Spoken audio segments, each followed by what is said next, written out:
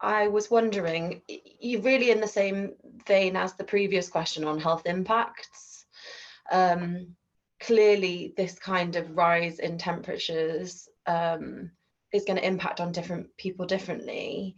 And I'm really fascinated by the approach that you've taken, which focuses on pedestrians.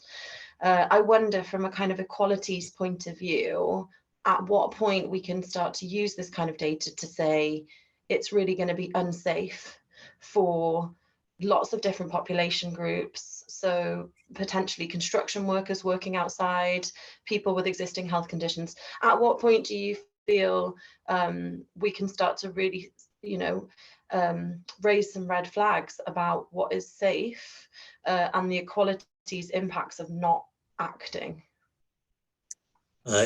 Great question, Joanna. I didn't got the chance to elaborate. I think I probably need to help me if I want to share the slide again. If there's a way that I can answer your question using one of the slide. I think the UTCI color legend bar.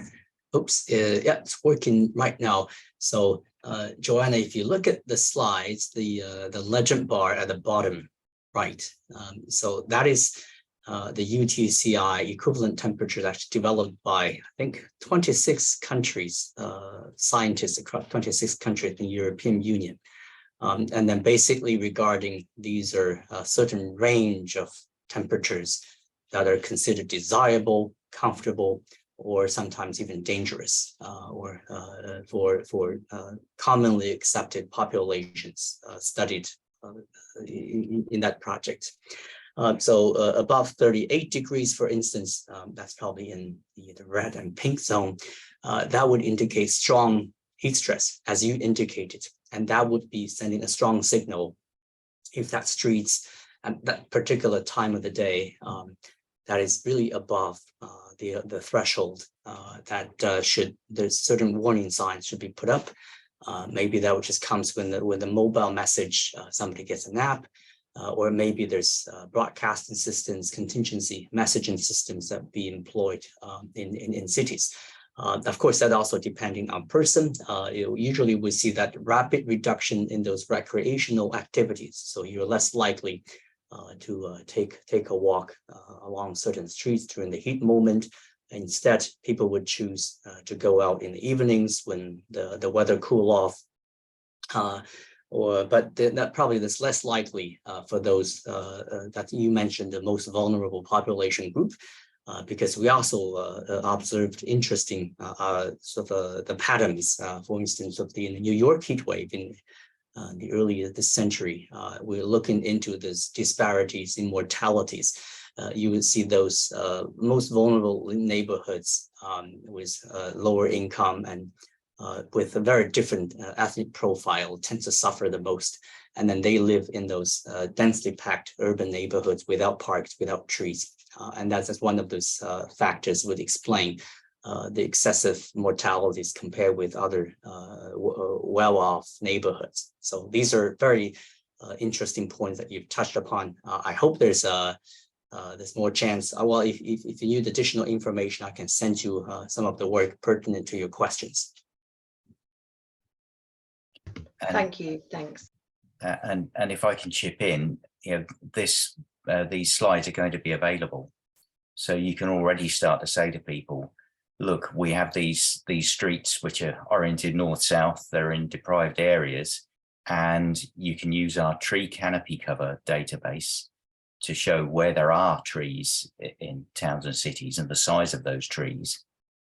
And you'll probably find that in those deprived areas, we don't have those leafy avenues of trees which are providing that shade, it's going to help. It's going to help a great deal. But yeah, let's be honest. Green infrastructure is great for reducing the impacts of pollution and climate change, but it cannot stop pollution and climate change. The only way to stop pollution and to stop climate change is to stop them in the first place. But if we are going to have big street trees put in to shade particularly deprived neighborhoods, we have to start planting them now, because they're going to take about 60 years to get to a decent size. and looking at that 10 o'clock temperature in Cardiff in 60 years' time in a heat wave, we're really going to need them then. There's a couple more questions being put up in the chat. We've got a question from Mari. Can I ask you to unmute and turn on your microphone, turn on your camera if you can, to ask your question? Good morning. I don't know if you can hear me. We can, thank you. Yeah, basically, I just wanted to find out, because obviously we understand in principle that, things like trees and grass and stuff like that obviously have positive benefits in terms of reducing urban temperatures. But I wondered, is your analysis going as far down as looking at other green infrastructures such as living walls or green roofs, and how they fare in comparison to perhaps the more traditional natural sort of spaces or green spaces? Are you actually looking at that? Because I'm quite curious to see. I mean, I work for the Potable Council, which is probably one of the most polluted and really mostly densely populated area. And we are really, really struggling to find green space or space for green spaces to try to retrofit anything in there. So things like green roofs and living walls are probably some of the most logical features we're trying to put in place. But of course, it's having an understanding then, are these really enough in a way to counteract the urban heat island effect that is affecting us really? Thank you, Mary. This is a great question. We did allude to vertical green walls and roof gardens in particular. And in fact, these are, I remember, being sort of putting on the focus, let's say in places such as Singapore, which they have extensive sort of the green, vertical green strategy. So basically, if you take away 1 square meters of green space, you have to give it back to the city, wherever you are, no matter how high you stack it up. We tested out of precaution in the context of Hong Kong. We were a bit disappointed by their efficacy, precisely because there are 2 reasons.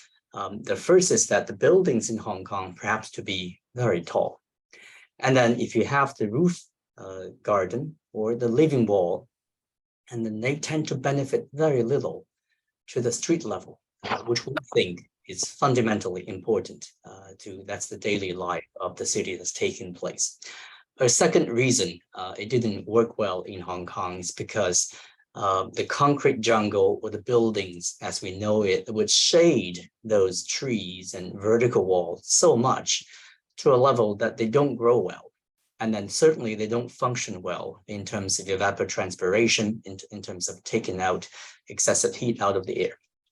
So these are 2, and well, maybe one of the other non-obvious reason is that the city is running out of horizontal real estate to plant trees. So every square inch of land is precious and it's valuable. And so basically trees are sometimes competing with pavements, with the road network, with other infrastructure that's critically important.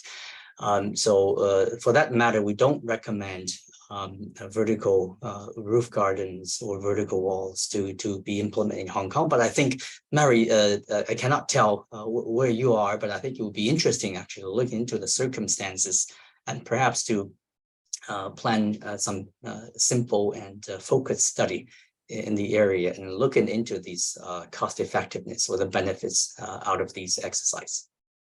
Brilliant, thank you very much. Yes, I think it'd be quite interesting for us as well, because as I said, we are, being under more and more pressure. I mean, we're no different than any sort of town in the UK, with building developments, parking issues and that sort of thing.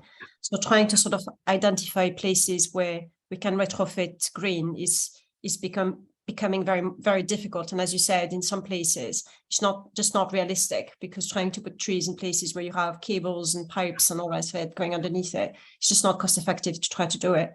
So yeah, so I was just curious to see whether or not, because obviously, because you are based in Hong Kong, and I know you guys are probably a lot further ahead with it than us in terms of these vertical and sort of structures. I just wondered if you'd notice any more benefit to it. But it's interesting, actually, what you just said. So thank you for that. Yeah. Oh, thank you for the question. Yeah, I wonder if I can just contribute before we move on to David's next question. There's a whole bunch of issues that Marie has raised. I'll start with the underground environment of streets first. There's talk about having actual planning guidance for underground services. And we always assume that it's too expensive to work in these places. Circumstances can change. If you think about Bazalgette's great Victorian sewers in London, there was a massive outcry because of all the streets being dug up and people saying it's going to be too much and too difficult. But they decided that the threat from gross water pollution and disease was so great that it had to be tackled and it had to be done. So we may see that happening in our streets, particularly with retrofit of sustainable drainage systems, such as the ones we've got in Grangetown, which Jianxiang mentioned towards the end of his presentation. So issues to do with the underground environment may very well change, particularly with multiple pressures to do things about flooding, as well as about temperature change. As we said, we can't use green infrastructure to stop global warming, but we can use it to help ameliorate things. But of course, things like green roofs in particular have a load of other benefits. So, please keep thinking about them, because they have massive benefits in terms of stopping urban flooding and also stopping polluted runoff from getting into our rivers, because of the way that they deal with flattening those flood peaks and stopping polluted water then being flushed out of combined sewers. So please bear all those things in mind. But yeah, if we go back to the graph that Jianxiang showed, where we're looking at the different impacts of shade versus evaporative cooling, then you can see that the big thing is shade. If you can't afford to spray water everywhere, then stopping emissions from air conditioning units, allowing the breezes through, and having deciduous trees to shade in the summer, but then to let the sun through in the winter when we desperately need buildings to be warm because we can't afford to heat them otherwise. I've said way too much. I wonder if I could turn back to David now to ask his next question. And David, you're still on mute, I'm afraid. Sorry, only a brief comment just about the green infrastructure, which is obviously important for all sorts of reasons. But I've done quite a lot of work on this in my own tiny front garden and back garden. One of the things I noticed this summer, or last summer, sorry, was the amount of water it takes just to keep trees alive. So I planted fruit trees out the front in a small planter, and even using all of the grey water that was coming out of our house, it was still a challenge to get enough water in them to keep them alive. So obviously, as time goes on, we have to be better at understanding how to manage these systems and to be smarter about the species that are going in. So just an observation on my own experience.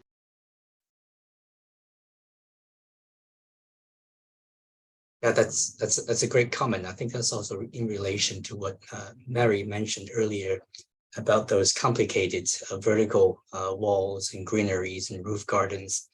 As we keep trying it in a very different climate from the UK, but I think there's still sort of barriers or the limitation, the knowledge that we know in terms of how to create this kind of the ecosystem that's needed for those plants to survive and thrive in now a very different sort of environment from their sort of regional native land. So there are a lot of things that we need to study in order to get the right, maybe the right type of insect species needs to serve as pollinators, and there's various other sort of fertilizing mechanisms that we don't know yet, with a fungi species that's supposed to be there but still cannot survive in the planting pot. So I think these kind of knowledge are critical in terms of deciding whether a particular innovation can work or thrive. And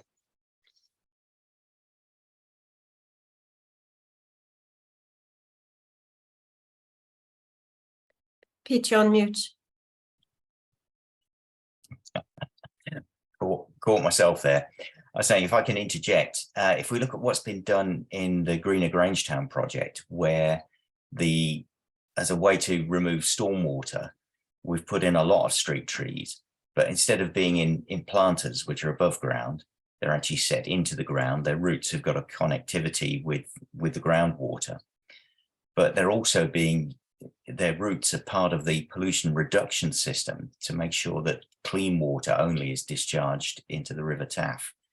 We have to connect street trees with soil water, but if we're smart, then we'll do it in a way that helps to reduce flood peaks and helps to reduce water pollution through the filtering effect of their roots. So I'm afraid trees in planters in cities are probably going to become a rare thing in future. Yeah, it's just there's not much choice as a house owner. Like the ground when I moved into the house, it was just literally a paved small front garden. So that there's no choice unless you're going to be jackhammering every front garden. So it's tricky. I think maybe looking at different species, but yeah, not an easy one. No, this is not easy at all. Jianxiang, do you want to come back on any of that?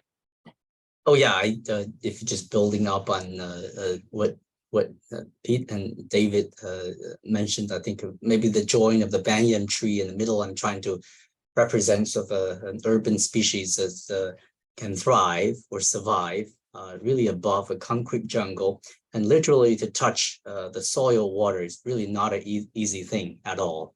And I think it's just a number of infrastructures and many layers of walkways and tunnels and subway metro that's been built underneath. And then not to mention also the roof gardens entirely you have to rely on the planters to sustain them. And we have also been struggling practically with typhoons. These are tropical storms that would with the patronage unpredictable, but once it arrives, it would basically savage all these trees with respectable canopies away, and leaving perhaps maybe certain palm tree species are more resistant to fierce storms. So these are many other lessons really we're learning from practice here in Hong Kong.